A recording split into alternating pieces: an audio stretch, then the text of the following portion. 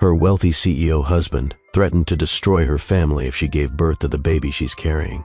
But 5 years later, he saw her with a beautiful daughter. Get rid of it, or I destroy everything your family has ever built. Belle Rivera stood frozen in the living room of her Manhattan penthouse, staring at the man she'd married 2 years ago. The man she thought she knew. The positive pregnancy test trembled in her hand. Alexander, this is our baby. Our child. Alexander Cross turned from the floor-to-ceiling windows, his 6'3" frame rigid with barely contained fury. His voice was ice. Your baby, Isabel. A problem that needs to be solved. I've already scheduled the appointment. Friday at 2 p.m. Dr. Morrison is very discreet. Belle felt the room spinning around her. Her hand moved instinctively to her stomach. You want me to abort our child? I want you to fix a mistake before it ruins everything I've built. The Singapore expansion launches in 3 months. The Donovan merger closes in 6 weeks. I can't afford distractions right now.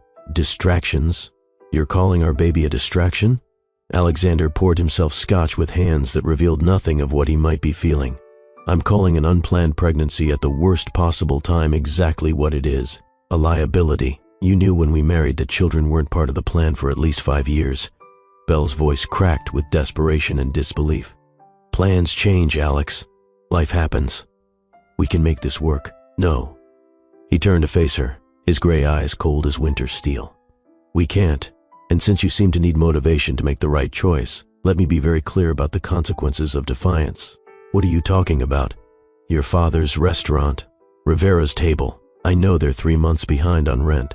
I know they're facing eviction. The building owner? One of my subsidiary companies. Belle's blood turned to ice in her veins. You wouldn't.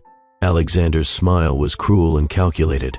Keep this pregnancy against my explicit wishes, and I'll have them evicted by the end of the month. I'll make sure no property owner in the 5 boroughs will rent to them again. Your parents will lose everything they built over 30 years. Their reputation, their livelihood, their legacy. All gone. Your choice, Isabel. Belle stared at the man she'd loved, searching desperately for any trace of humanity in his face. You're threatening to destroy my family if I don't kill our baby? I'm explaining consequences. Simple business negotiation. You make your choice, I make mine. Have you ever loved someone who turned into a monster right before your eyes? Have you ever had to choose between protecting one family and creating another? This is the story of a woman who faced the most impossible decision of her life. And what her billionaire husband didn't know was that the choice she made would come back 5 years later in the most unexpected, most devastating way possible. A choice that would make him realize he'd destroy the only thing that ever truly mattered. If you've ever been underestimated, threatened, or broken by someone who claimed to love you, you need to hear this story. Hit that like button right now and buckle up, because what happens next will leave you absolutely speechless. Let me take you back to where it all began. Belle Rivera was 27 years old when she married Alexander Cross. She was a struggling painter living in a cramped Brooklyn studio, selling pieces at weekend markets, dreaming of the day her art would hang in real galleries. She had talent. Everyone said so. But talent doesn't pay rent in New York City. Alexander was 35, already a legend in Manhattan's business world. He'd taken his family's modest construction company and transformed it into Cross Enterprises, a billion-dollar empire spanning real estate, technology, and international development. He was ruthless in business, calculating, strategic, the kind of man who saw 3 moves ahead in every negotiation. They met at a gallery opening in Chelsea. Belle was there hoping to network.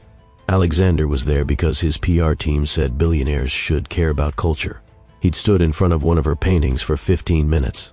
Not the featured artist's work, hers, a small piece in the corner that she'd submitted on a whim. This one, he'd pointed without looking away from the canvas. This is the only honest thing in this entire room. Belle had been stunned. You can tell? Everything else here is technically perfect but emotionally empty. This, he gestured to her painting of a woman's hands holding broken pieces of pottery. This understands that broken things have value, that destruction and creation are part of the same process. It's mine, Belle had admitted quietly. I painted it. Alexander had finally turned to look at her, really look at her, and something had shifted in his expression. Then you understand something most people never learn. Nothing valuable comes without sacrifice. At the time, Belle had thought it was profound. romantic even. She didn't realize it was a warning. Their courtship had been intense. Alexander pursuing her with the same focused determination he brought to hostile takeovers. Flowers delivered to her studio. Reservations at restaurants she couldn't pronounce. Tickets to shows that sold out months in advance. He'd quoted poetry to her. Listened to her talk about color theory and emotional resonance in art. Promised to support her dreams while he built his empire. You make me remember there's more to life than quarterly earnings. He'd told her on their 10th date. You make me feel human again. 6 months later, he proposed. 3 months after that, they were married in a ceremony that cost more than Belle's parents had made in a decade. Belle's mother had pulled her aside the morning of the wedding. Her eyes worried. Mija, are you sure about this? He's from a very different world than ours. I love him, Mama, and he loves me. We'll bridge the gap together. Her mother had hugged her tight. Just remember, money doesn't change who people are. It reveals who they've always been. For the first year, marriage had been good. Belle had her own studio in the penthouse. Alexander encouraged her painting.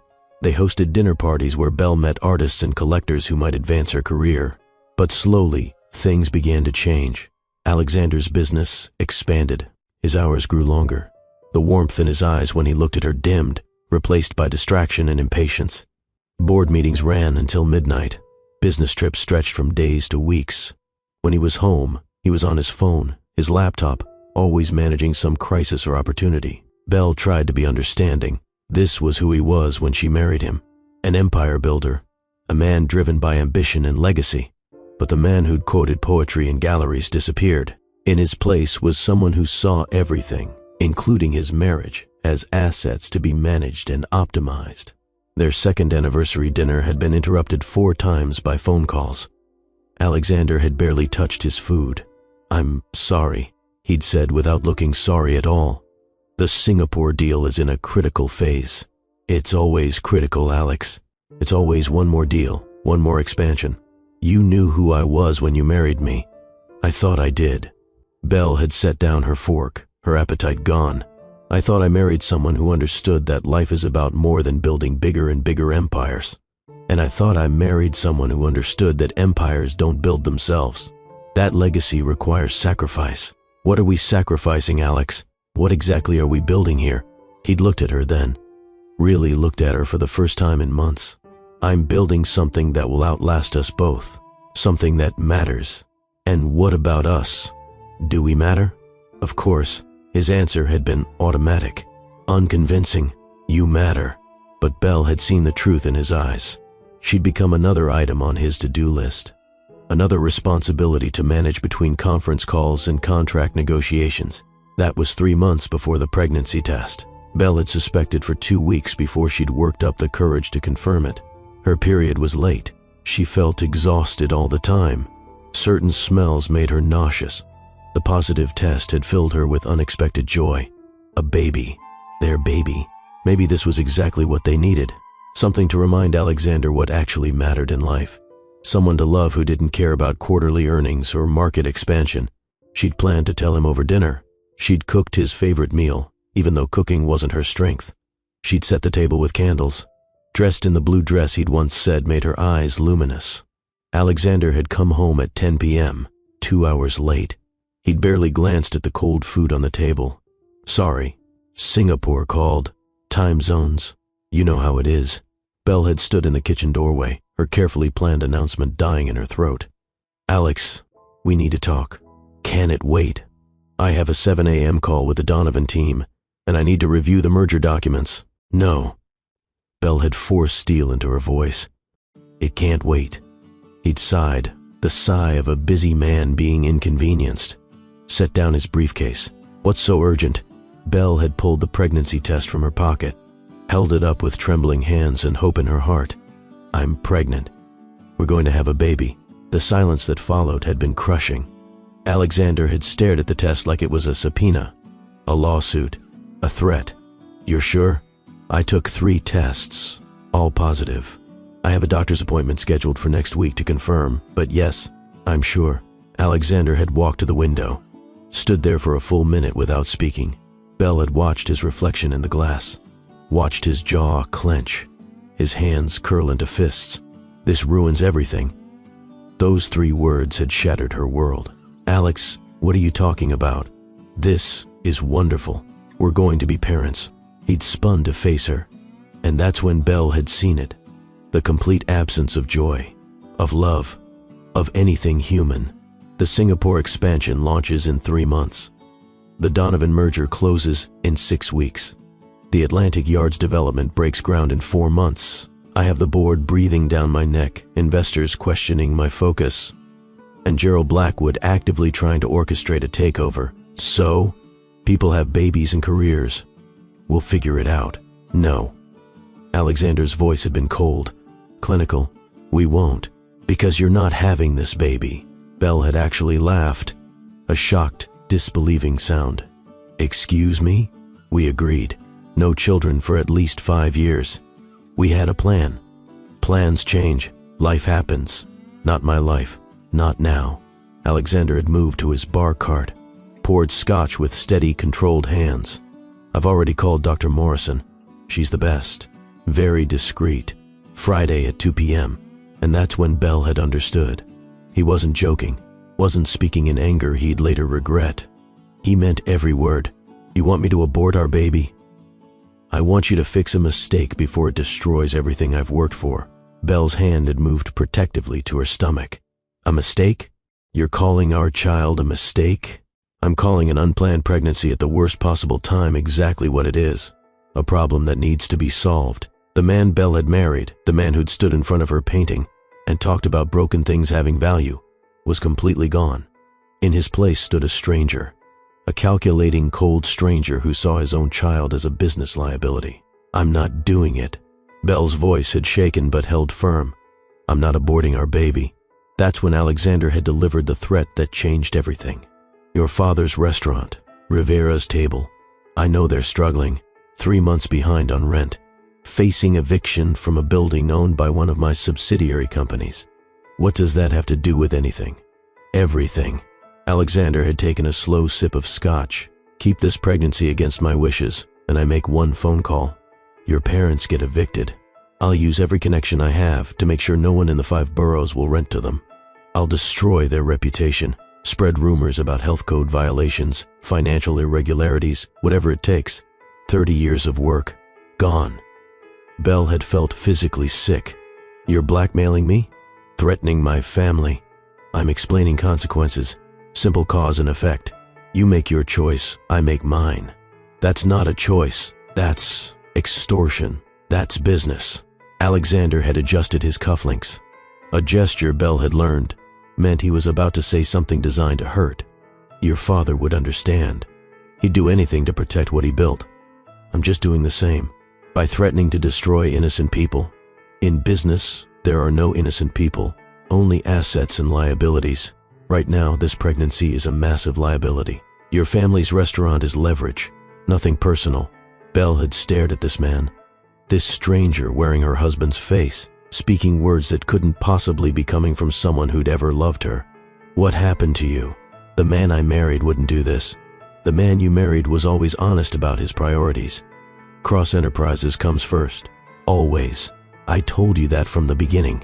I thought you meant in terms of time, work hours, not that you'd sacrifice your own child for a business deal." "Not sacrifice," Alexander had corrected with terrifying calm. "Postpone. In 5 years, when the company is where it needs to be, we can plan a family properly, on our terms, when it fits the timeline. You can't schedule life, Alex. You can't put love and family into quarterly projections.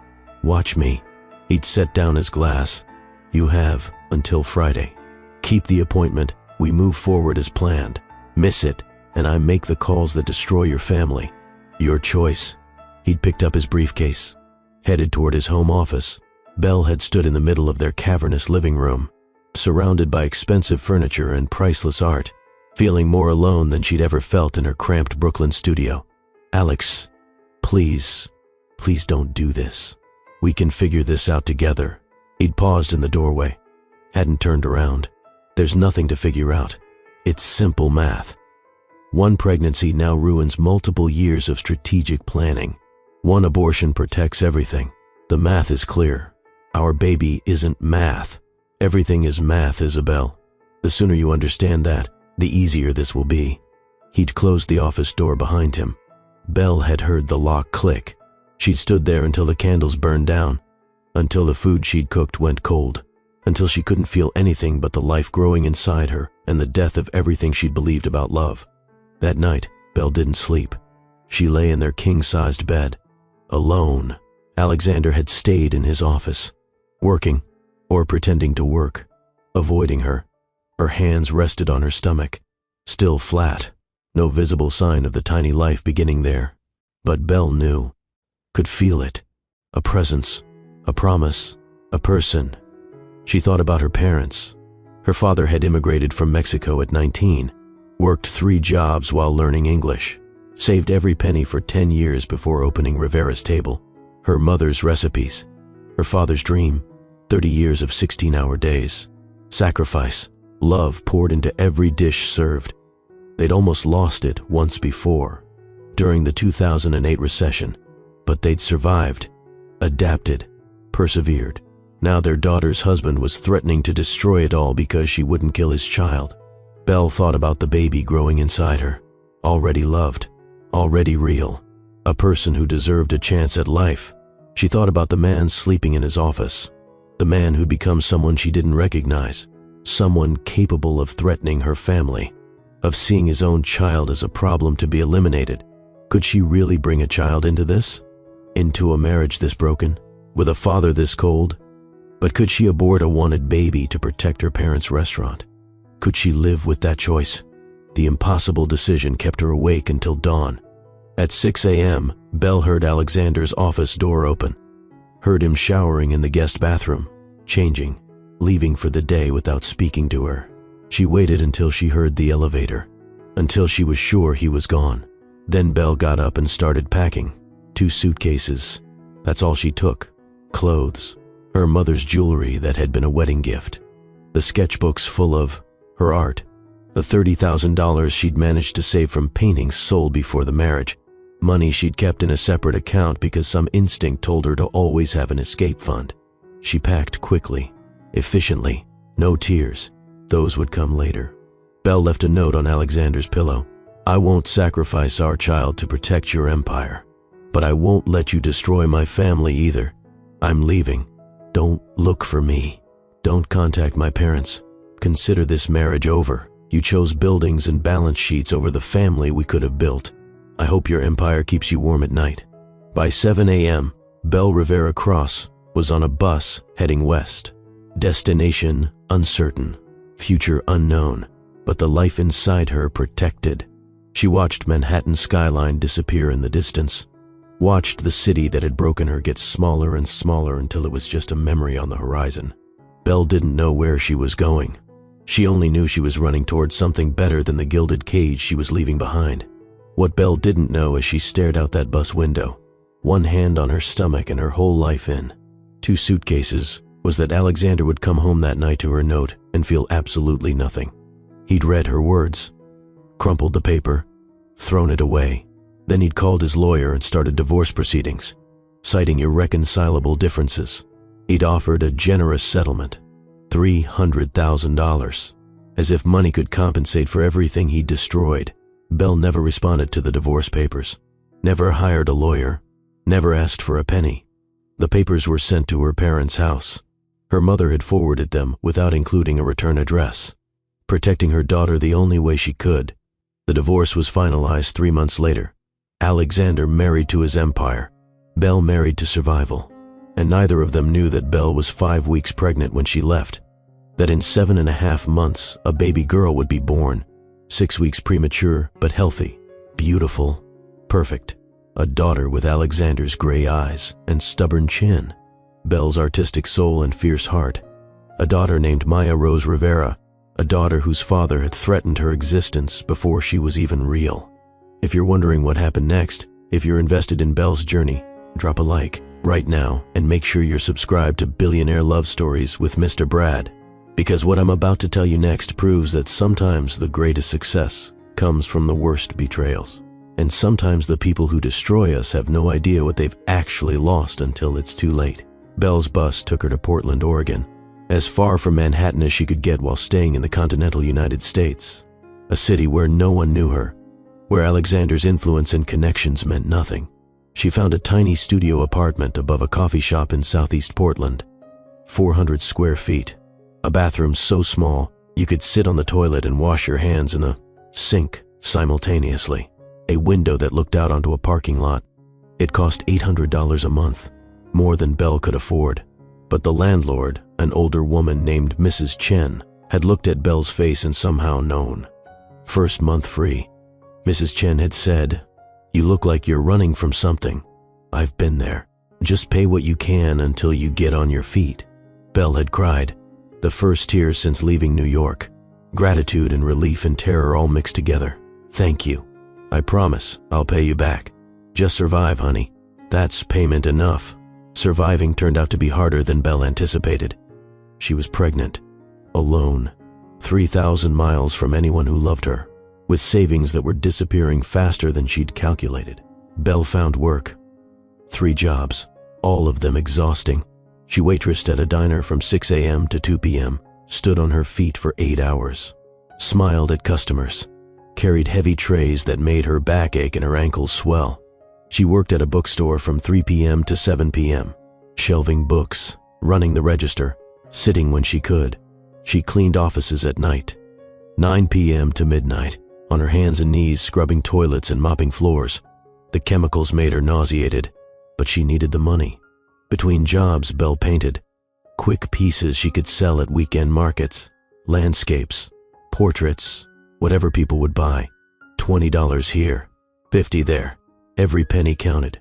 The pregnancy was hard, morning sickness that lasted all day, exhaustion that went bone deep, anxiety about money, about the future, about bringing a child into such an unstable situation. Belle couldn't afford proper prenatal care. She went to a free clinic, sat in waiting rooms for hours, saw whatever doctor was available. At her 20-week ultrasound, the technician had smiled. "Healthy baby girl. Everything looks good." A girl. Belle had stared at the grainy image on the screen. Her daughter, Alexander's daughter, a person who would exist despite his threats. "She's beautiful," Belle had whispered. "She's going to look just like you." But Belle had seen Alexander's features already forming in the ultrasound. The strong bone structure, the determined chin. Her daughter would look like both of them, a permanent reminder of what could have been. Belle's mother had called every week, worried, desperate to know where her daughter was. "Mija, please, just tell me you're safe. You don't have to tell me where, just that you're okay." "I'm okay, Mama. I promise." "Are you eating enough? Do you have a place to live? Do you need money?" Belle had lied through tears. "I have everything I need. Don't worry about me. I'm your mother. Worrying is my job." Her mother had paused. "There are rumors. That man, your husband, he's been asking questions, hiring people to look for you. Let him look. He won't find me. And Mama, listen carefully. Don't tell him anything. Not where I might be. Not that you've talked to me. Nothing. What did he do to you? Something I'll never forgive. Just trust me. Keep him away." After that call, Belle had thrown away her old phone, bought a prepaid one, cut off that last connection to her previous life. She was Belle Rivera now, not Belle Rivera Cross, just a struggling artist, pregnant and alone, starting over from absolutely nothing. At 34 weeks, Belle went into premature labor. She'd been at the diner, carrying a tray of breakfast plates, when the pain hit, sharp, stealing her breath, sending the tray crashing to the floor. Her water broke right there in the middle of the lunch rush, amniotic fluid mixing with broken eggs and spilled coffee. Someone called an ambulance. Mrs. Patterson, a regular, held Belle's hand while they waited. "You're going to be fine, honey. Babies come early all the time. You're both going to be just fine." But Belle had been terrified. 34 weeks was too early. 6 weeks too early. Her baby wasn't ready. Belle wasn't ready. The ambulance had taken her to Providence Portland Medical Center. They'd rushed her to labor and delivery, started in 4th. Monitors everywhere. "We're going to try to stop the labor," the doctor had explained. "Give you steroids for the baby's lungs. Every day she stays in there matters." But Maya had other plans. 10 hours of labor. the most pain Belle had ever experienced. Alone in a hospital room, no partner, no family, just nurses checking in between other patients. At 3:17 a.m. on October 15th, Maya Rose Rivera entered the world. 4 pounds, 12 ounces, 17 inches long, tiny, fragile, the most beautiful thing Belle had ever seen. They'd placed her on Belle's chest for 30 seconds, long enough for Belle to see Alexander's eyes looking back at her, long enough to fall completely, irrevocably in love, long enough to know she'd made the right choice. Then they'd taken Maya to the NICU. Premature babies needed specialized care, temperature regulation, breathing support, constant monitoring. Belle had lain in the delivery room, bleeding, exhausted, empty arms aching for the daughter she'd held for only a moment. The social worker had come the next morning, a kind-faced woman with concerned eyes. "I need to ask some questions for the birth certificate and hospital records." "Is the father involved?" "No," Belle had said firmly. "No father, just me." "You're sure?" "Because if he's on the birth certificate, he has parental rights, legal obligations. I'm very sure. This baby is mine alone." The social worker had looked at Belle's swollen eyes, her cheap clothes, the absence of any support system. "Do you have resources?" "Family, a place to live." Belle had almost laughed, almost told the truth, that she had $38 in her bank account, that her studio apartment didn't allow children, that she had no idea how she was going to manage. Instead, she'd lied. "I have everything we need." Maya had stayed in the NICU for 18 days. 18 days of Belle dividing her time between bedside vigils and working her 3 jobs to pay the mounting medical bills. The hospital social worker had connected her with assistance programs, WIC for food, Medicaid for health insurance, resources Belle had never imagined she'd need. She'd gone from luxury penthouses to government assistance in 4 months. But when they'd finally placed Maya in her arms for the trip home, when Belle had carried her daughter out of the hospital in a car seat borrowed from a charity program, when she'd looked down at that tiny, perfect face and those gray eyes so much like Alexander's, none of the struggle mattered. "I'll give you everything," Belle had whispered to her sleeping daughter. "Maybe not penthouses and trust funds, but love, art, a life where you matter more than any business deal. I promise." Keeping that promise had been the hardest thing Belle had ever done. Mrs. Chen had bent the rules and let Belle keep the apartment despite the no children policy. But a studio apartment with a newborn was challenging. Maya cried at night. Belle walked her for hours, exhausted, desperate, praying the neighbors wouldn't complain. Daycare was impossible to afford. Belle's mother, hearing the desperation in her daughter's voice during their weekly calls, had made a choice. "I'm coming to help." "Mama, no. You can't leave Papa. You can't leave the restaurant. The restaurant will survive. You won't. Not alone. Not with a newborn." 3 weeks after Maya came home from the hospital, Belle's mother appeared on her doorstep. 2 suitcases, a determined expression, tears streaming down her weathered face. "Show me my granddaughter." Belle had fallen into her mother's arms, sobbing, the relief of not being alone anymore overwhelming every defense she'd built. Her mother had stayed, moved into Belle's tiny studio, slept on the couch, cared for Maya while Belle worked, made meals from nothing, stretched every dollar, poured her love into the daughter and granddaughter who needed her. "Mija," your mother had said one night while Belle nursed Maya, "you need to think about the future. You can't work 3 jobs forever. What do you want to do with your life?" "I want to paint, but that doesn't pay bills." "What else interests you?" Belle had thought about the galleries where she'd tried to show her work, the way certain curators could see potential in art, could nurture talent, could make careers. "I've always been good at seeing what's special in other people's work. Maybe I could curate. Maybe I could work in galleries, then figure out how to make that happen." So Belle had enrolled in online courses, art history, curation theory, gallery management, studying during Maya's naps, reading textbooks while nursing, taking exams on her phone between shifts. It had taken 2 years. 2 years of brutal schedules and constant exhaustion. But Belle had earned her certification in art curation. She'd started applying to galleries, sending out resumes, getting rejected, over and over, until Margaret Chen, the gallery owner who'd taken a chance on a struggling single mother with big dreams and impressive credentials. "You have an eye," Margaret had said during the interview, "and you understand struggle. The best curators do. They know that art comes from pain as much as inspiration." Belle had started as a gallery assistant, minimum wage, but it was a foot in the door. She'd worked harder than anyone, stayed late, volunteered for projects, shared ideas that transformed exhibitions. Within a year, she was assistant curator. Within 2 years, she was curating her own shows. And her shows were different. They told stories, created emotional journeys, featured artists who'd overcome tremendous hardships to create transcendent work. Critics noticed, collectors noticed, the art world noticed. By Maya's 4th birthday, Belle Rivera had become a name that mattered in Portland's art scene. Her mother had watched her daughter's transformation with quiet pride. "You did it, Mia. You built something from nothing. We did it, Mama. I couldn't have survived without you." That's what family does. We survive together. But Belle's mother had been getting older, tired.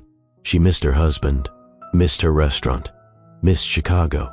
"Go home, Mama," Belle had said when Maya was 4. "I can manage now. You've given up enough for me. Are you sure?" "I'm sure. And thank you for everything." Her mother had left with tears and promises to visit, had returned to Chicago, and the husband who'd missed her desperately.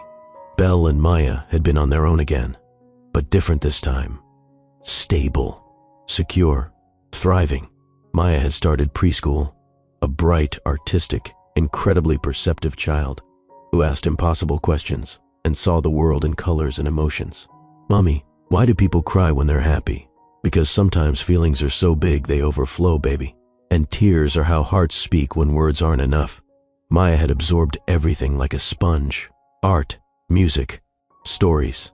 She'd drawn constantly, filled sketchbooks with images that revealed unusual depth for someone so young.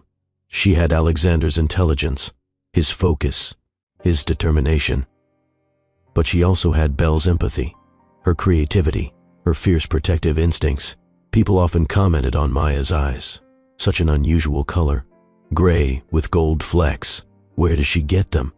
Her father, Belle would say simply, then change the subject. Maya had asked about her father. Of course she had. All children wondered, "Mommy, do I have a daddy?" Everyone has a biological father, sweetheart. But not everyone's father can be part of their life. Why can't mine? Because sometimes grown-ups make choices that keep them apart from people they should love. It's complicated. Did he not want me? That question had broken Belle's heart. "Oh, baby, no. That's not it at all. Your daddy made some mistakes before you were born. Mistakes about what mattered in life. I left to protect you, to protect us. Does he know about me? No." And Belle had pulled Maya close. That's probably for the best. Maya had seemed satisfied with that answer.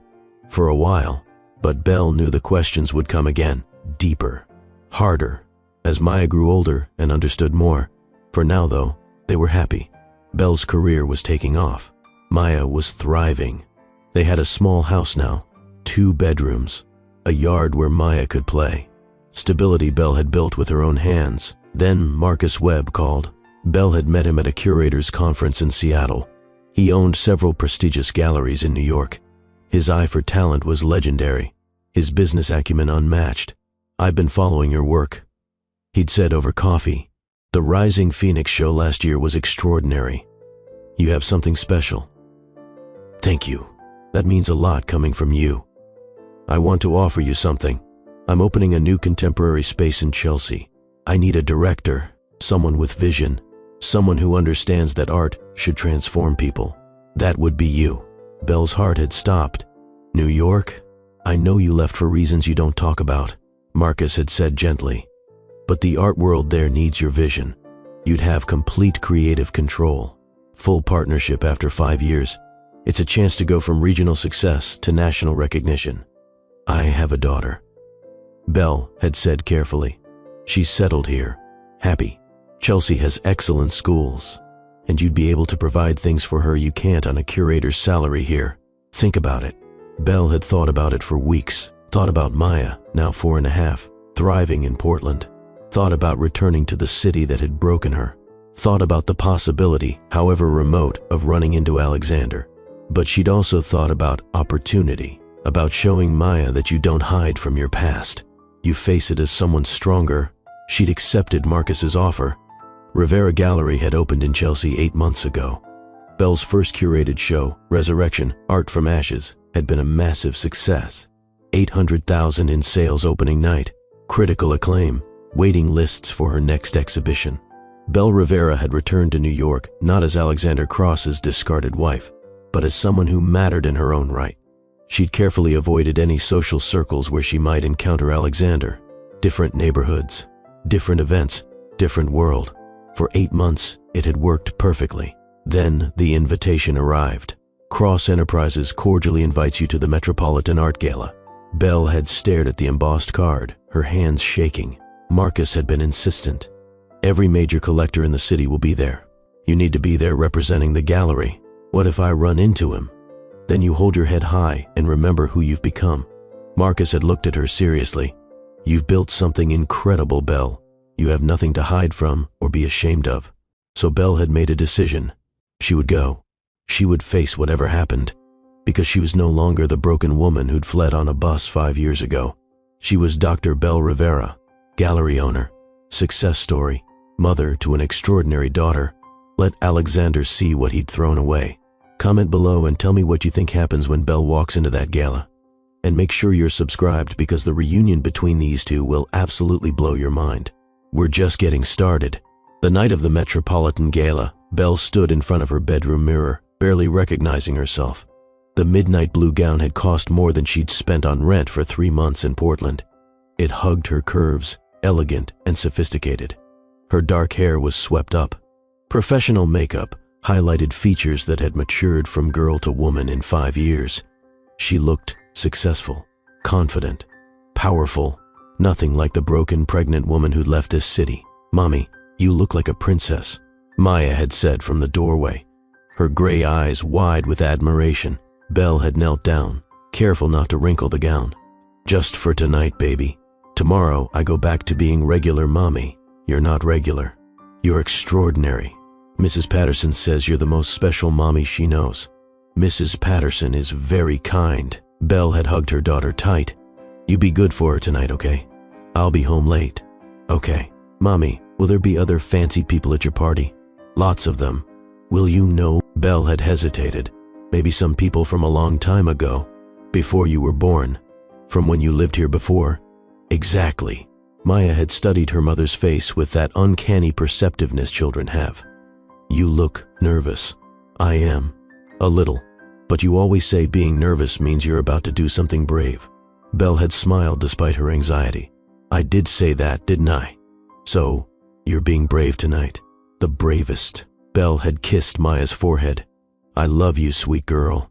"Love you too, Mommy." Now, stepping out of the town car at the Metropolitan Museum of Art, Belle felt her courage wavering. The building was lit up like something from a fairy tale. Celebrities and socialites climbed the stairs in designer gowns and tuxedos. Photographers called out names. Flashes exploded. This was Alexander's world. The world Belle had briefly inhabited as his wife. The world that had chewed her up and spit her out. She could turn around, make an excuse, protect herself from whatever pain this night might bring, or she could walk through those doors as who she'd become. Belle took a breath, climbed the stairs, let the moment sweep her forward. The exhibition was spectacular. Contemporary pieces from emerging artists, installations that challenged perspective, sculptures that seemed to defy physics. Belle moved through the crowds with practiced grace, discussing technique with other curators, complimenting collectors on their acquisitions, representing Rivera Gallery with the confidence she'd earned. She'd been there 45 minutes, starting to relax, starting to think maybe she'd avoid him entirely. Then she felt it, that awareness that crawls up your spine when someone's watching you. Belle turned slowly, and there he was, Alexander Cross, standing 20 feet away, staring at her like he'd seen a ghost. He looked older, still devastatingly handsome in his custom tuxedo, still carrying that unconscious authority that came from controlling billions. But there were lines around his eyes that hadn't been there before, shadows that suggested his empire building had cost more than sleep. Their eyes met across the crowded gallery. For one suspended moment, the world disappeared. 5 years collapsed into nothing. It was just Belle and Alexander. The love that had been, the pain that remained. Then Alexander started walking toward her, and Belle couldn't move, couldn't breathe, couldn't do anything but watch the man who destroyed her life approach with purpose in his stride. Isabel. Her name on his lips sent shock waves through her system. No one had called her Isabel in 5 years. She'd been Belle, just Belle. Alexander. She kept her voice cool, professional, gave nothing away. His eyes swept over her, taking in the transformation, the success, the confidence. You look incredible, different. 5 years tends to change people. I didn't realize you were back in New York. I've been here 8 months. I own Rivera Gallery in Chelsea. Your own gallery. Alexander's voice held something that might have been admiration, pride even.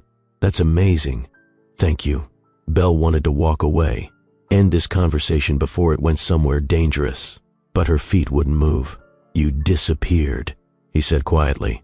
No forwarding address, no contact. Your parents claimed they didn't know where you were. They didn't.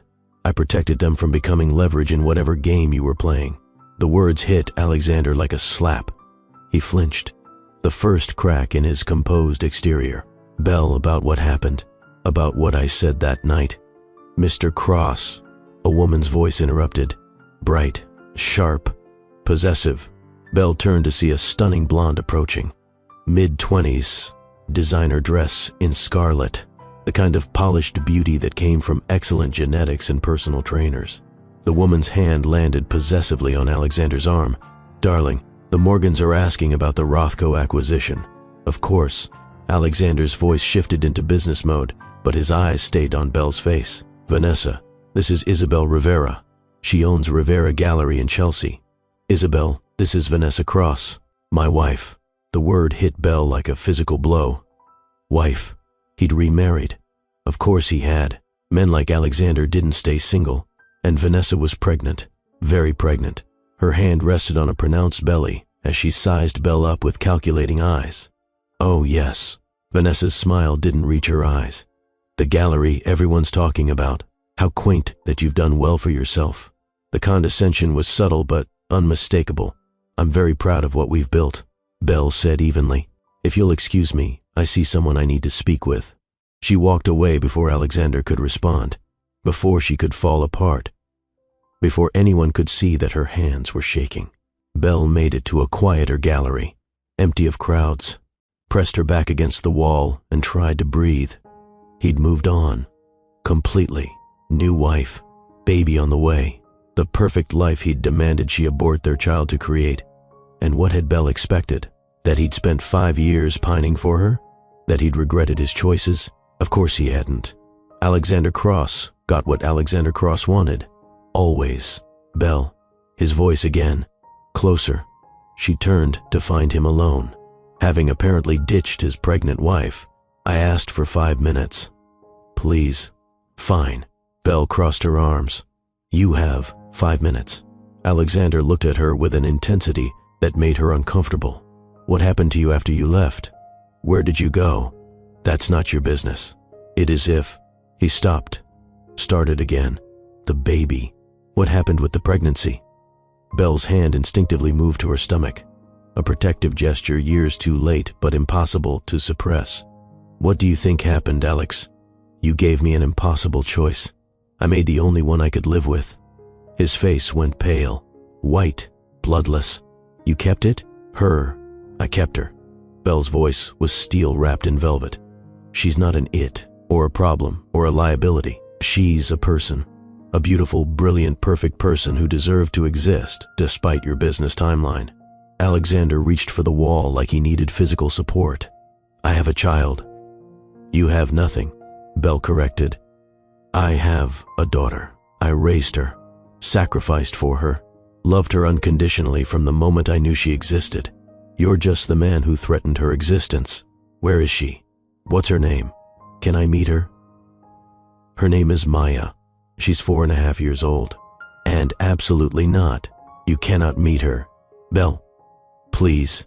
No. Belle's voice cracked with emotion she'd tried to suppress. "You made your choice 5 years ago when you threatened to destroy my family if I didn't abort her. You don't get to suddenly decide you want to play father now that it's convenient. I was wrong." The admission seemed torn from someplace deep. "God, Belle, I was so incredibly wrong about everything." "Were you?" Belle challenged. "Because it looks like things worked out perfectly for you. New wife, baby on the way. The empire you sold your soul for still standing. Nothing worked out." Alexander's voice broke. "I got the Singapore expansion, the merger, every business goal I prioritized over you, and it all feels completely meaningless." "That's very poetic, but it doesn't change anything, doesn't it?" "Belle, I made the worst mistake of my life when I threatened you, when I let empire matter more than family. I've spent 5 years knowing I destroyed the only real thing in my life for buildings and quarterly earnings, and yet you got married again, had another child on the way. Looks like you recovered just fine. I married someone I don't love trying to replicate what I threw away." Alexander's honesty was raw, painful. "Every success feels hollow because you're not there, because I know what I sacrificed to get it." Belle felt tears threatening. "You know what the saddest part is? I would have worked with you if you'd just talked to me like a partner instead of threatening me, like a business adversary. We could have figured it out together. But you went straight to extortion. That's not love, Alex. That's not even basic human decency. You're right. I treated you like a problem instead of the woman I loved. I let fear and ambition turn me into someone I hate when I look in the mirror. Then change. Be better. But don't come to me looking for absolution or a relationship with the daughter you tried to force me to abort. She's my daughter too, biologically. In every way that actually matters, she's mine alone." Belle's phone buzzed. A text from Mrs. Patterson. "Maya running slight fever. Probably just a cold, but wanted you to know." Maternal instincts immediately overrode everything else. "I have to go. Belle, we're not done talking about this." "Yes." Belle turned to face him fully. "We are. You wanted to know if you have rights to her. You gave up those rights when you saw your child as an obstacle to your next merger. Maya is my daughter. I raised her. I sacrificed for her. I love her unconditionally. You're just the man who wanted her erased. That's all you get to be." She walked away, leaving Alexander standing alone in the empty gallery, surrounded by priceless art and crushing regret. Belle made it to the street before the tears came, made it into the town car before she completely fell apart. The driver, thankfully, said nothing, just drove her home while she cried 5 years' worth of pain into her hands. She'd faced him, survived, proven she could exist in the same city, the same room, without falling apart. But it hurt. God, it hurt more than she'd expected. Seeing him with another woman, another baby, the life he'd demanded she destroy their child to create. Belle pulled herself together before getting home, wiped her eyes, fixed her makeup, put on her mother face. Mrs. Patterson met her at the door. "She's fine. Fever's already going down. I gave her some children's Tylenol. Thank you so much."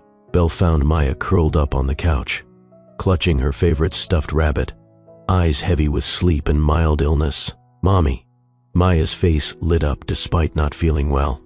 "How was the fancy party?" "It was fine, baby." Belle gathered her daughter into her arms, breathed in the familiar scent of children's shampoo and home. "How are you feeling?" "My throat hurts a little, but I'm okay now that you're here." Belle held Maya close. This child who existed despite Alexander's threats. This beautiful, brilliant little girl who had his eyes in her spirit. "I love you so much," Maya rose. "I love you too, Mommy. Even when you have to go to fancy parties."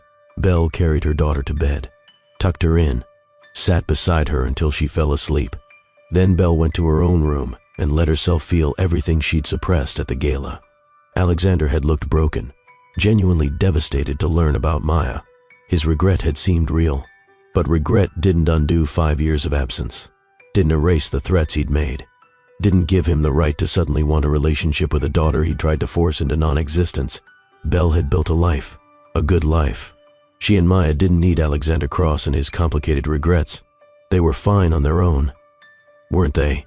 Belle thought that would be the end of it. One painful encounter at a gala, a reminder of old wounds.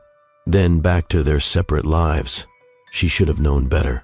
Alexander Cross hadn't built an empire by accepting defeat. 3 days after the gala, Belle was in her office at Rivera Gallery, working with a young photographer named Sienna Park, discussing representation, commission structures, exhibition timelines. The conversation was productive, exciting even. Sienna's work had raw emotional power that reminded Belle of her own early paintings. Then the gallery door opened. Rachel, Belle's assistant, appeared with an expression Belle couldn't quite read. "I'm sorry to interrupt, Ms. Rivera, but there's someone here who says he wants to discuss acquiring pieces for his collection. He's quite insistent." "Can it wait? We're in the middle of something important here." "He says he's Alexander Cross." Belle's stomach dropped.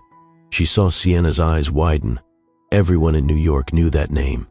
"Give me a minute." Belle forced a smile at Sienna. "Rachel will get you some coffee while I handle this." Once Sienna was gone, Belle's professional mask cracked. What the hell is he doing here?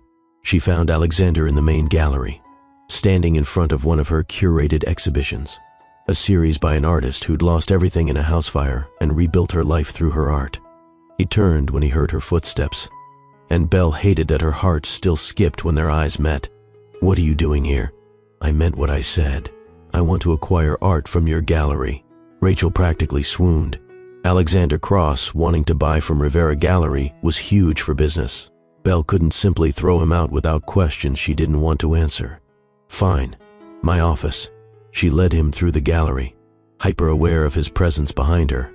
Closed the office door with more force than necessary. "What do you really want, Alex?" "I want to see her. I want to see my daughter." Our conversation at the gala was pretty clear. The answer is no. "Belle, please.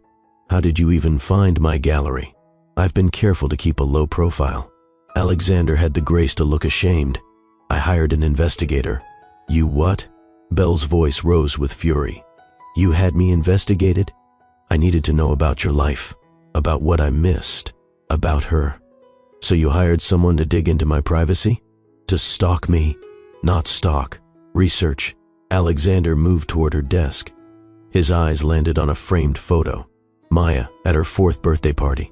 Chocolate cake smeared across her smiling face, gray eyes sparkling with joy. He picked up the photo with trembling hands. "She has my eyes.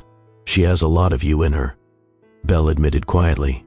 "Your eyes, your hair, your stubborn determination. She draws constantly, shows the same artistic sensibility you had before you decided only empires mattered. Tell me about her, please." Belle hesitated. Every instinct screamed to protect Maya, to keep Alexander away from the daughter he'd tried to erase. But another part of her, the part that sometimes felt the weight of single parenthood crushing her, wanted to talk about Maya, wanted to share the beautiful person her daughter was becoming. "Her name is Maya Rose. She was born 6 weeks premature at 4 pounds 12 ounces. I was terrified she wouldn't make it. But she fought. From day one, she fought." Alexander listened with an intensity that was almost painful to witness. "She stayed in the NICU for 18 days. Belle continued. "Every machine beeping felt like my heart stopping. But she got stronger. Proved everyone wrong who said she was too small, too early, too fragile. Like her mother." Belle ignored the comment. Her first word was more. Not mama, not milk. More. She wanted more of everything. More colors, more stories, more life. She walked at 10 months, started drawing at 18 months. By age 2, she could identify emotions in paintings better than most adults. "She sounds incredible." "She is." Belle's voice filled with pride despite herself. "She's brilliant, creative, empathetic beyond her years. She befriends every kid at her preschool, especially the ones other children ignore. She sees people, Alex, really sees them, their pain, their potential, their worth." "Where does she get that?" "Not from you," Belle said sharply. "You saw people as assets and liabilities. Maya sees them as human beings deserving of kindness." Alexander set down the photo carefully. "I missed everything. First words, first steps, first everything. That was your choice. It was the wrong choice, the worst choice I've ever made." Alexander looked at her with raw honesty. "Belle, I know I don't deserve anything from you. I know what I did was unforgivable. But please, let me meet her. Let me try to be part of her life. Why? So you can disappoint her the way you disappointed me? I would never hurt her. You said you'd never hurt me either. Look how that turned out. I was young and stupid and scared. You were 35. Belle's voice dripped with sarcasm. Hardly young. Young in the ways that mattered. I let my father's voice in my head telling me that empire was everything. I let fear of failure drive every decision. I treated you like a business problem instead of the woman I loved. And now, what's changed? Everything. Nothing. Alexander ran his hand through his hair. A gesture of frustration Belle remembered from their marriage. I'm still building the empire. Still making deals. But it all feels meaningless now. Hollow. That's very poetic. But you're still married to Vanessa. Still having a baby with her. Still living the exact life you threw me away to create. That life is a lie. My marriage to Vanessa is a business arrangement. She gets the lifestyle and social status. I get someone who fits the image my board expects. There's no love, no real connection. Whose fault is that? Mine. Entirely mine. Alexander moved closer. Belle, seeing you again. Learning about Maya. It's made me realize I threw away everything that actually mattered for things that don't matter at all. Don't do this. Don't do what? Don't come here with regrets and pretty words trying to insert yourself into our lives. We're fine without you. Maya is happy, thriving. She doesn't need a father who sees her as a second chance at redemption. What if I need her? What if I need both of you? That's not our problem. Before Alexander could respond, Rachel knocked on the door. Belle? Maya's school called. She's okay, but there was an incident on the playground. They want you to pick her up early. Belle's maternal instincts immediately overrode everything else. I have to go. Let me drive you, Alexander said quickly. Please, I can manage on my own. I know you can. You've managed everything alone for 5 years. But you don't have to. Let me help. Let me do this one thing. Belle looked at him, saw genuine concern in his eyes, made a decision she'd probably regret. Fine, but this doesn't mean anything. The drive to Maya's preschool in Brooklyn took 20 minutes. Belle called ahead, got details. Maya had been defending another child from a bully, ended up with a scraped knee when the teacher intervened. Very much her father's daughter, charging in to protect someone without thinking of consequences. She sounds fierce, Alexander said quietly after Belle hung up. She is. She gets that from both of us, I think. My stubbornness and your refusal to back down from a fight. Tell me something else about her. Anything. So Belle found herself talking about Maya's imaginary friend, a dragon named Celeste who gave advice about sharing and kindness, about how Maya insisted on wearing mismatched socks because different is more interesting than same, about her current obsession with whether aliens might appreciate art. Alexander listened like she was describing the most important business deal of his life, absorbing every detail, every story, every glimpse into the daughter he'd never met. They were still 5 blocks from the school when Belle saw her. Maya, sitting on the front steps with a teacher, purple bandage on her knee, defiant expression on her face that was pure Alexander Cross. Belle's breath caught. After years of keeping them separate, in less than a minute, Alexander would see his daughter in person for the first time. She could ask him to stay in the car, protect Maya from this complication, or she could let fate play out. Before Belle could decide, they'd pulled up to the curb. Maya spotted her mother. Mommy. Maya jumped up, remembered her injury, slowed down, limping dramatically toward the car. Belle got out quickly. Baby, are you okay? What happened? Tommy was being mean to Jasper, calling him names about his glasses. I told him to stop and he pushed me and I fell and scraped my knee, but I didn't cry, Mommy. Not even once. You were very brave, sweetheart. Belle hugged her daughter, breathed in the familiar scent of playground dirt and children's shampoo, felt the solid reality of Maya in her arms. Who's that?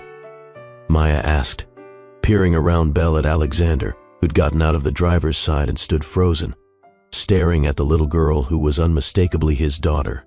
Belle took a breath, made a choice that would change everything. Maya, this is an old friend of Mommy's. Mr. Cross. Alexander knelt down slowly, bringing himself to Maya's eye level. His hands shook. His voice was rough with emotion. Hello, Maya. "It's very nice to meet you." Maya studied him with those hazel eyes. His eyes. Artistic evaluation already present at 4.5. "You have the same eyes as me." "I do." Alexander's voice cracked. "Same color exactly. Are you related to me?" 4-year-olds had no filter, no sense of what questions might be complicated. Belle started to intervene, but Alexander spoke first. "I am. I'm your father, Maya." The words hung in the afternoon air. Belle's heart stopped. This wasn't how she'd planned this conversation.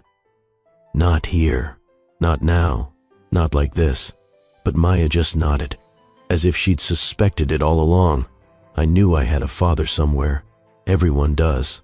Mommy said you couldn't be with us, but she never said you were bad, just that you had important work."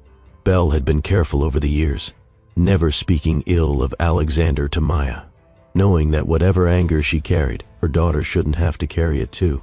"Your mommy is very kind," Alexander said, tears streaming down his face now. "Much kinder than I deserve. I did have important work, but I was wrong to let it keep me away from you. I've missed so much. You're here now, though." Maya said with a child's simple logic, "That's better than never, right?" "Right. That's exactly right." Maya looked at her mother. "Is it okay if I hug him? He looks sad and hugs help when people are sad." Belle nodded, unable to speak past the lump in her throat. Maya wrapped her small arms around Alexander's neck, and Belle watched the most ruthless businessman in New York completely fall apart, holding his daughter for the first time, sobbing into her hair. "I'm so sorry," he whispered. "I'm so sorry I wasn't there. I'm so sorry for everything." "It's okay." Maya patted his back the way Belle comforted her after nightmares. "Everybody makes mistakes. That's what Mommy says. The important thing is you try to fix them." Over Maya's head, Alexander looked at Belle. His expression held such raw emotion, such desperate hope and crushing regret, that Belle felt her own tears finally fall. Some moments change everything. Some moments rewrite the entire story you thought you were living. This was one of those moments. The drive home was surreal. Maya chattered happily in the back seat, telling Alexander about her preschool, her friends, her favorite colors. He listened with complete attention, asked thoughtful questions, treated her like she mattered more than anything in the world. Belle watched in the rearview mirror, saw Maya's face light up with every response, saw Alexander's transformation from ruthless CEO to gentle father, and Belle felt her carefully constructed walls beginning to crack. "Mr. Cross, do you like art?" Maya asked. "I do. Very much. Mommy says I'm a good artist. Do you want to see my drawings? I would love nothing more." Belle pulled up to their house, a small 2-bedroom in Park Slope. Nothing like the penthouse she'd once shared with Alexander, but it was theirs, filled with love and laughter and Maya's artwork covering every wall. Alexander looked at the house, then at Belle. "Can I come in? Just for a few minutes?" Belle hesitated. Letting him into their home felt dangerous, like crossing a line she couldn't uncross. But Maya was already tugging at his hand. "Please, Mommy. I want to show him my paintings." "Okay." Belle unlocked the door. "But just for a little while. Mr. Cross has other things he needs to do." Inside, their house was chaos in the best way. Maya's toys scattered across the living room floor. Belle's art books stacked on every surface. Drawings taped to the refrigerator. A life clearly lived and loved. Alexander took it all in, his eyes landing on photos covering the walls. Maya as a baby, toddler, preschooler. Every milestone he'd missed documented in frames. "This is my room," Maya announced, pulling Alexander down the hallway. Belle followed, watched Alexander enter Maya's bedroom, saw his face as he took in the explosion of color and creativity. Maya's walls were covered in her artwork. Crayon drawings, watercolor paintings, mixed media pieces that showed unusual sophistication for someone so young.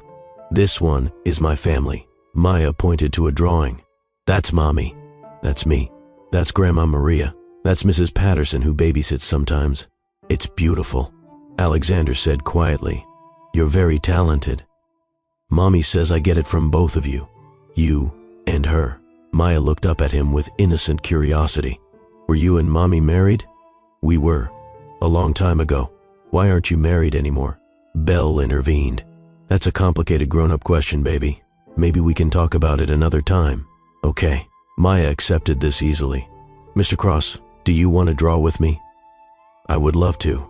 So Belle found herself watching Alexander Cross, billionaire CEO, sit cross-legged on her daughter's bedroom floor, coloring with crayons, laughing at Maya's jokes, looking more relaxed and genuine than she'd ever seen him. Maya showed him her technique for drawing emotions, how she used different colors for different feelings, red for anger, blue for sadness, yellow for happiness, purple for love. What about gray? Alexander asked. That's for complicated feelings, Maya said seriously. When you're happy and sad at the same time. That's very wise. Mommy taught me. She says art is about showing feelings that are too big for words. Your mommy is very smart. I know. Maya smiled. She's the best mommy in the whole world.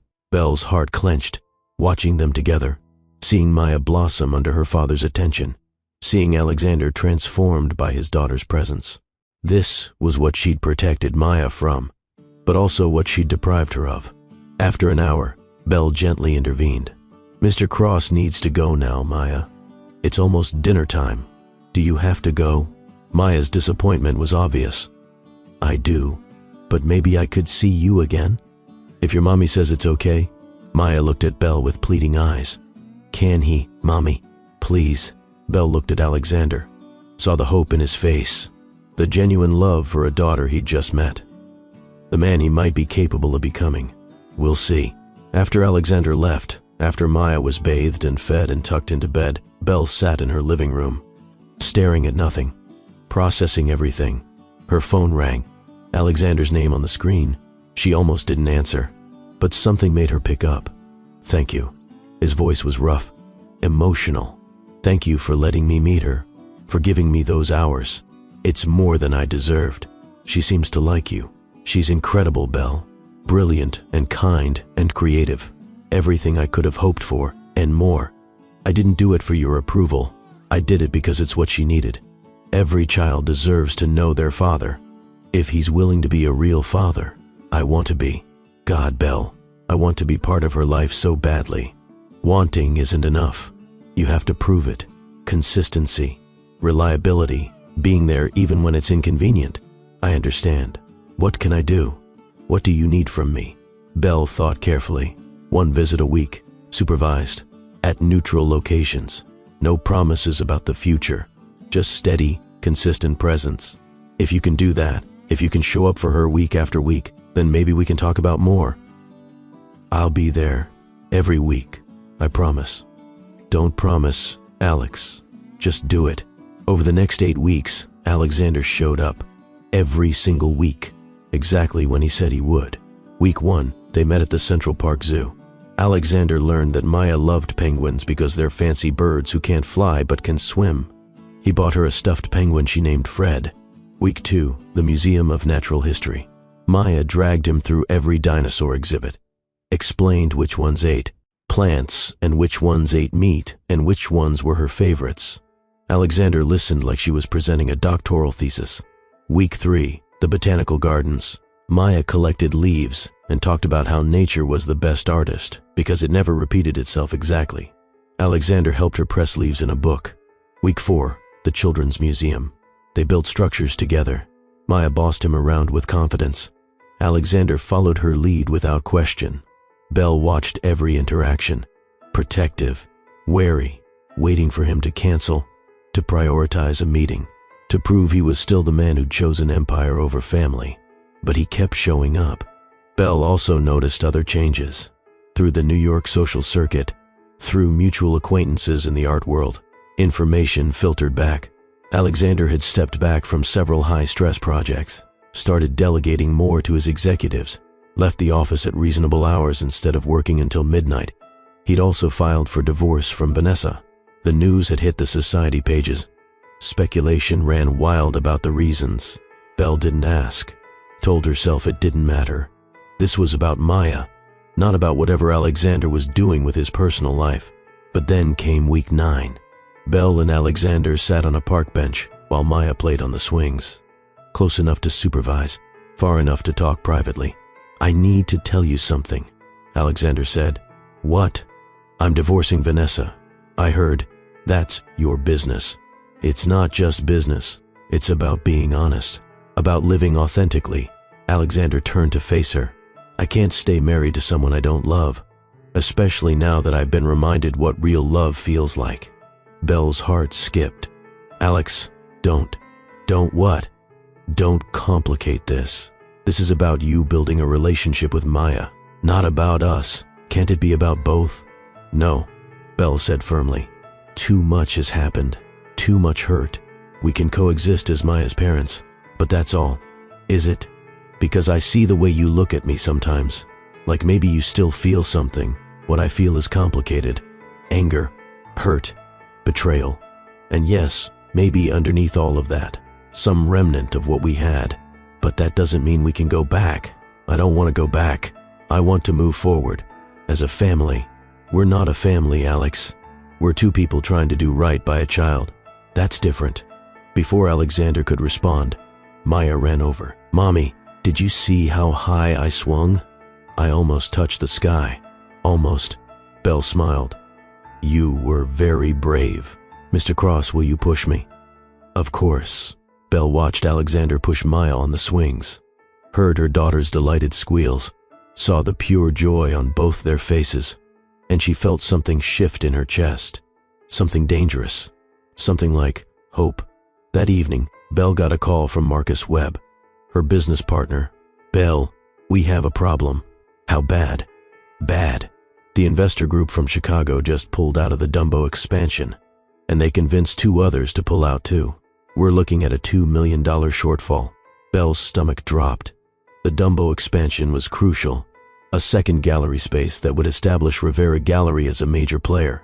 Not just a successful boutique operation. She'd leveraged everything for it. Her savings, loans, future projections. Why did they pull out? Marcus hesitated. Someone fed them information about your personal life, about your marriage to Alexander Cross, about Maya, about the fact that you've been allowing him back into your lives. They're claiming it's a conflict of interest, that you're unstable, that the gallery can't be trusted with their investment. Belle felt ice in her veins. Who would do that? My guess?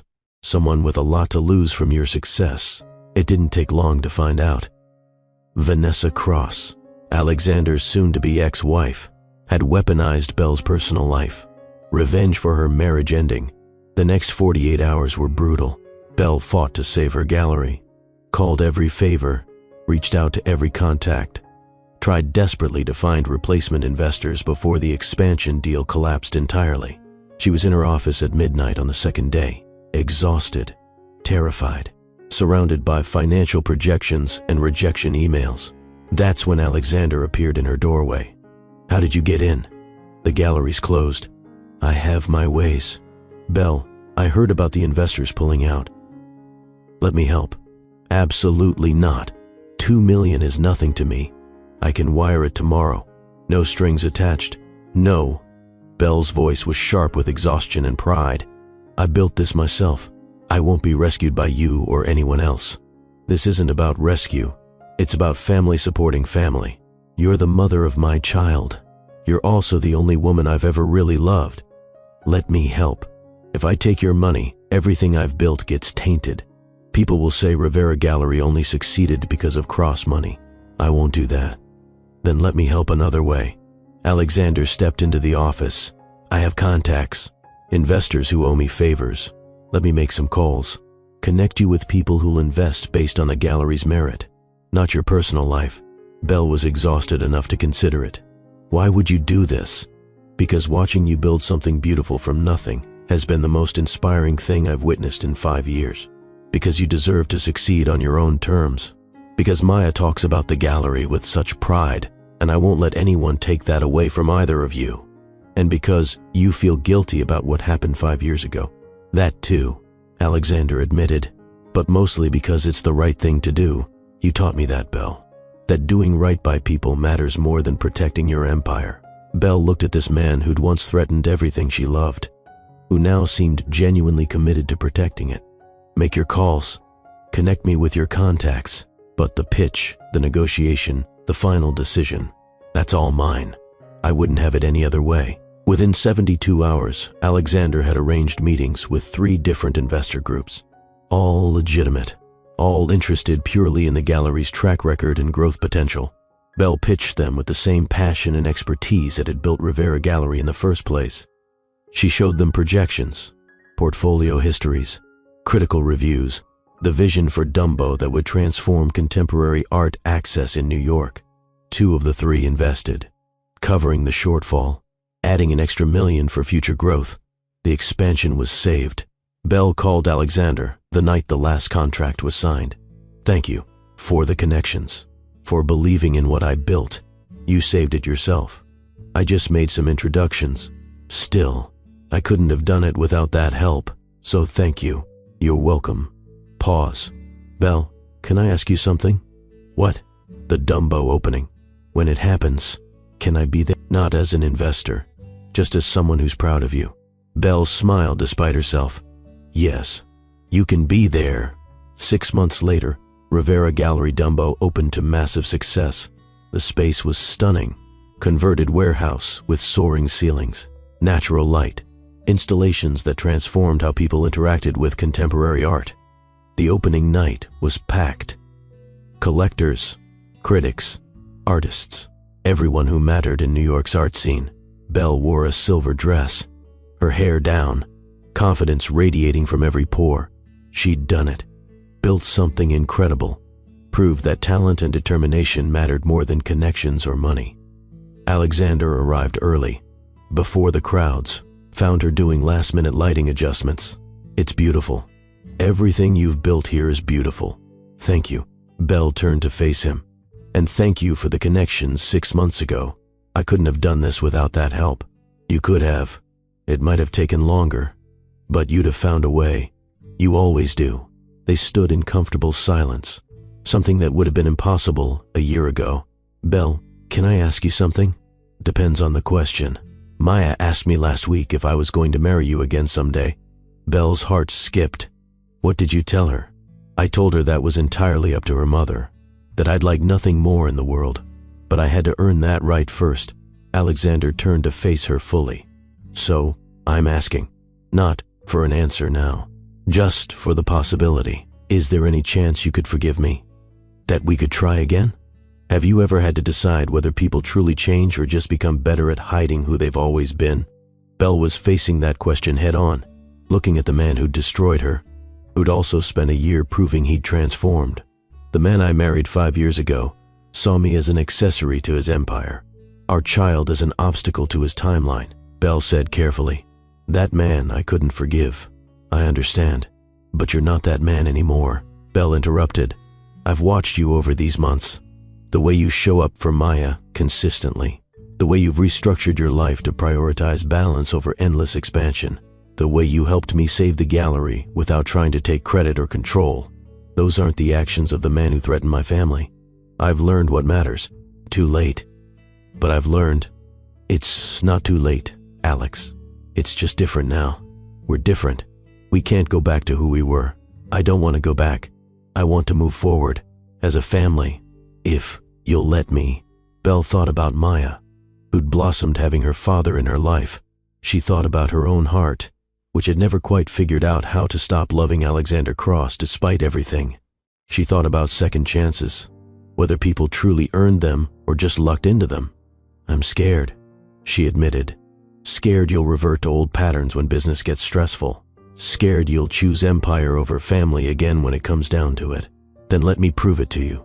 Let me keep showing up, keep choosing family, keep being the man I should have been 5 years ago."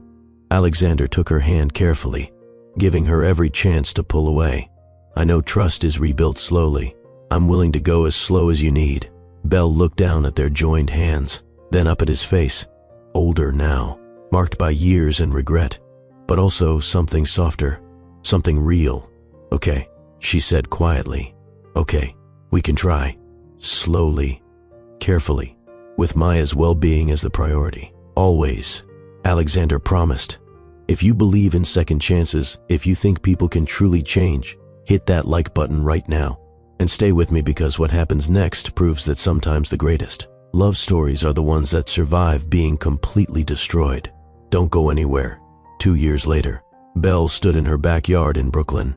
The house she'd bought after the gallery's expansion proved wildly successful. Small, but perfect. A garden where Maya could play. A studio where Belle still painted when inspiration struck.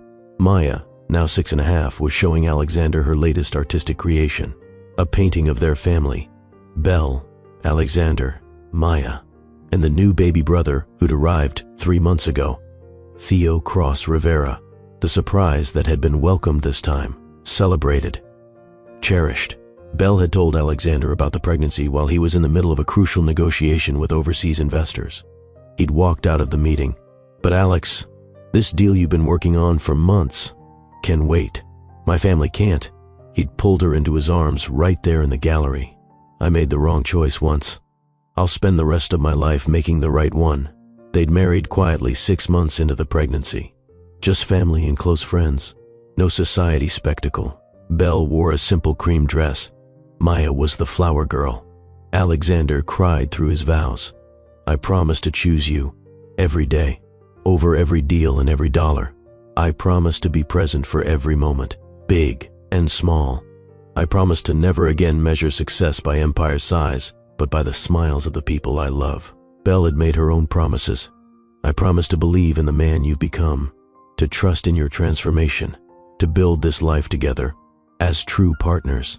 Now watching Alexander with their children, playing with Maya, cradling baby Theo, completely present and engaged. Belle felt the last pieces of old hurt finally settle into peace. Mommy, do you like my painting? Maya called out. It's beautiful, sweetheart. You've really captured us.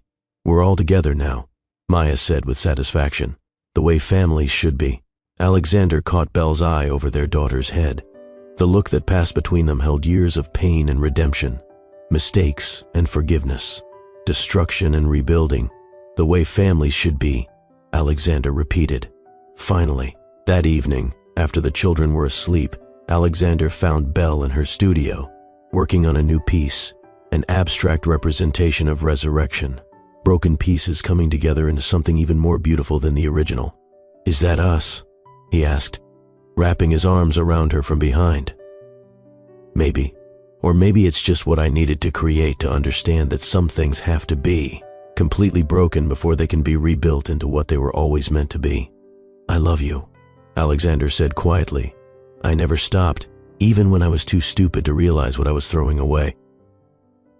I love you too, though there were years I hated myself for it. I'm sorry for those years. I'm sorry for all of it. I know, and I've forgiven you. But more importantly, I've forgiven myself for still loving you despite everything. They stood there in comfortable silence. Two people who destroyed each other, then painstakingly rebuilt something stronger than what they'd lost. From the nursery, Theo started crying. The demanding wail of a hungry 3-month-old. I've got him. Alexander kissed Belle's temple. You finish your piece. As Belle watched her husband walk toward their son's room, she felt profound gratitude for the choice she'd made 5 years ago, the choice to keep Maya despite the threats, the choice to rebuild her life, the choice to eventually let Alexander prove he'd changed. Every choice had led here, to a family that was broken and remade, to love that was tested and emerged stronger, to second chances that were earned, not given. Belle returned to her painting, adding colors that represented complicated emotions. Gray for the pain that had transformed them, gold for the love that survived, purple for the family that was worth every struggle. Sometimes the greatest love stories aren't about perfect people finding each other. Sometimes they're about flawed people choosing each other again and again, even after everything falls apart. Belle had learned that the hard way, but the lesson had been worth it. 10 years later, Maya was 16, showing her work in galleries alongside artists 3 times her age. Her paintings explored themes of family, resilience, transformation. Critics called her a prodigy. Belle just called her extraordinary. Theo was 10, showing signs of his father's business acumen combined with his mother's creativity. He'd already started a small online business, selling his sister's prints, donating half the profits to art programs in underfunded schools. Alexander had restructured Cross Enterprises into a family business. Work-life balance wasn't just a policy, It was a practice. He'd stepped back from the relentless expansion that had once defined him, focused instead on sustainable growth and ethical practices. And Belle had expanded Rivera Gallery into Rivera Contemporary, a multi-city operation that championed emerging artists, gave them the chances she'd once needed herself. Her story, from struggling single mother to successful gallery owner, inspired countless people. On the 10th anniversary of Alexander's return to their lives, Belle found him in his study, looking at a photo from the gala, the first time he'd seen her after 5 years. "What are you thinking about?" "About the man I was then. How close I came to losing everything that mattered." "You were lost, but you found your way back." "You showed me the way back," Alexander corrected. "You and Maya. You both gave me chances I didn't deserve. We gave you chances you earned. There's a difference." Alexander pulled her onto his lap. Belle settled into the familiar comfort of his embrace. "Do you ever regret it? Taking me back? Giving me another chance?" Belle thought about their life together, the challenges they'd overcome, the family they'd built, the love that had been tested by fire and emerged refined. "Not once, because the man you became was worth the wait. Our family was worth fighting for, and sometimes the greatest things in life come from the worst moments. If we're brave enough to transform the pain into something beautiful, like your resurrection paintings, exactly like that, broken into pieces, then remade into something even more valuable than the original." They sat together in the quiet study, surrounded by evidence of the life they'd built. Family photos, children's artwork, business awards, gallery opening invitations. Redemption wasn't a single moment. It was a daily choice, a continuous commitment to be better than yesterday. And they chose it, together, every single day. Maya appeared in the doorway, 16 and beautiful. Alexander's eyes and Belle's spirit. "I finished the piece for the youth exhibition. Want to see?" Of course, Belle and Alexander followed their daughter to her art studio, a converted garage space they'd built for her 13th birthday. The painting took Belle's breath away. A family portrait, but abstract, impressionistic, colors representing emotions and history. Gray for complicated beginnings, red for the pain of separation, blue for the loneliness of years apart, then gold, purple, green, the colors of reunion, love, growth. "It's called Second Chances," Maya said quietly, about how some families have to fall apart completely before they can come together in the way they were always meant to be. "It's perfect." Alexander's voice was rough with emotion. "You're perfect." "Nobody's perfect, Dad." Maya smiled. "But we're perfectly us, and that's better." That night, Belle stood on their back porch, looking at the stars, thinking about the journey that had brought her here. From the penthouse where Alexander had threatened her, to the bus carrying her away, to the tiny Portland apartment where she'd survived, to the hospital where Maya was born, to the galleries where she'd built her career, to the moment she'd walked back into Alexander's life. Every step had been necessary. Every pain had purpose. Every choice had mattered. "You okay?" Alexander joined her on the porch. "Better than okay. I'm grateful." "For what?" "For all of it, even the painful parts, because they made this possible." Belle gestured to their home, their life. "Our family wouldn't exist without every single choice we made, even the terrible ones. I wish I could go back and do it differently, not threaten you, not prioritize empire over love. If you did it differently, we'd be different people. Maybe we needed to break completely to rebuild into who we were always meant to become." Alexander pulled her close. "You're incredibly wise. I'm incredibly tired." Belle laughed. 16-year-old artists and 10-year-old entrepreneurs are exhausting, but worth it. Always worth it. They stood together under the stars.